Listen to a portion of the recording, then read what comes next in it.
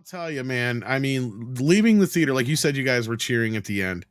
I mean, I was the only one who clapped in my theater, but I clapped because I was laughing so hard at the last scene.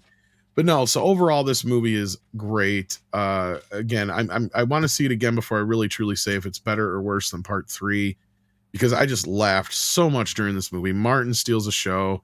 Reggie's got some great fucking moments.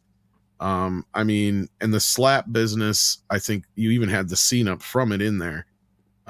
So spoilers, kids.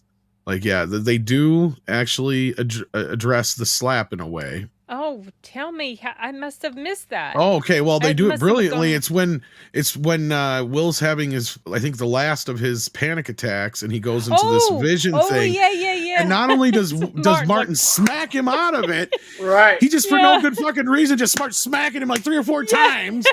That was funny. And you're like, this is what they're gonna do. Okay.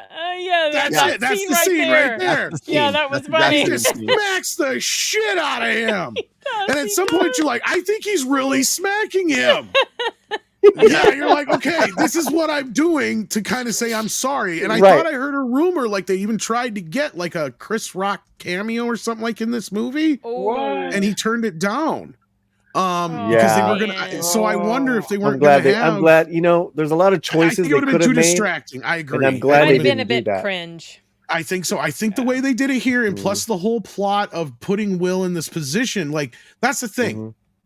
This is one of those elements where you can actually bring your personal experience to the table, and it works for the film because of the point that Will is in his life.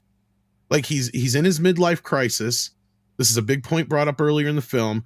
They established this thing with him having panic attacks. You got to imagine this is probably how Will feels in real life right now. Like his whole life is caving in on him over this, slap. So like it feels like a lot of this movie is really trying, because even then at that point, that's where Martin brings back the whole speech before that he was talking about with, we bad boys, but now it's time to be good men. Right? Yeah. Fantastic. So, it has that kind of element. And he even says, you're a good man. Because, sure, Will Smith has been feeling like everybody's telling him you're this horrible, horrible, horrible person. And really, it's not so much that we think Will is a horrible person. We know why he did what he did without getting to the minutia of the whole details of it all. So I feel like America is more than willing, at least a lot of people are probably willing to forgive him. He's got to make a few more steps. I think this was a step in the right direction. This scene works great in the film as it is. It's not distracting and it works in a hilarious way.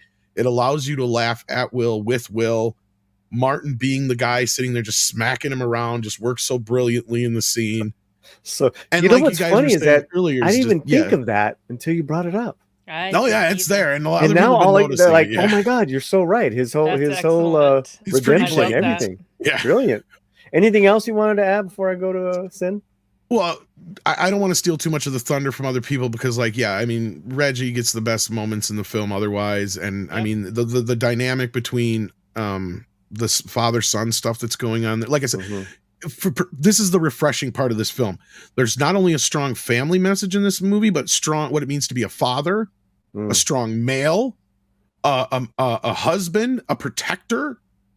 I mean, things that Hollywood has been just pushing away for the last few years, this movie fully embraces. And redemption. I mean, even it feels like it embraces the Second Amendment like a mofo.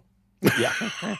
They had that sign up there for a reason. If you noticed, when they went into that camp to get the clothes, it said Second Amendment space or something like that. And that's even a funny scene because that's in the trailers. And that's another thing I'll give this movie. Guess what, guys? I haven't seen all the trailers yet, but the first 2 big trailers that I saw, none of the biggest jokes are even really all that spoiled.